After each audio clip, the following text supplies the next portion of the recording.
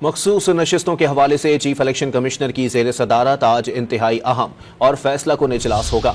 Election commission मखसूस नशिस्तों की allotment से मुताल्लिक स्पीकर कौमी असम्बली के खत का जायजा लेगा। मजीद जानते हैं इलेक्शन कमीशन के बाहर मौजूद डॉन न्यूज़ के नुमाइंदे इरफान सदुजई से। जी इरफान, मजीद बताइएगा।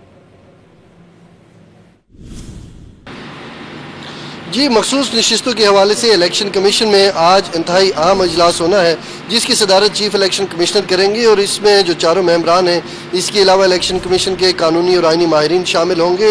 गुज़िश्ता रोज़ भी इलेक्शन कमीशन में एक अहम इजलास हुआ था और हमारे ज़राए के मुताबिक आज का जो इजलास है ये फैसला कुन होगा। काफ़ी अरसे से ये केस पेंडिंग है और इलेक्शन कमीशन इसके ऊपर बारहा मुशावरत कर चुका है और वो मुशावरती इजलास माजी में बेनतीजा ख़त्म होते रहे, लेकिन इस मरतबा लग यूँ रहा है कि आज का जो इजलास है वो उसका कुछ न कुछ नतीजा निकलेगा, चूँकि हुकूमत की जानिब से जो स्पीकर कौमी असम्बली है वो 2 खतूत लिख चुके हैं चीफ इलेक्शन कमिश्नर के नाम। इसके अलावा पंजाब असम्बली के स्पीकर इन्होंने भी एक खत लिखा और चीफ इलेक्शन कमिश्नर को और इलेक्शन कमीशन को यही कहा है कि आप इलेक्शन एक्ट के मुताबिक फैसला करें मखसूस नशिस्तों का।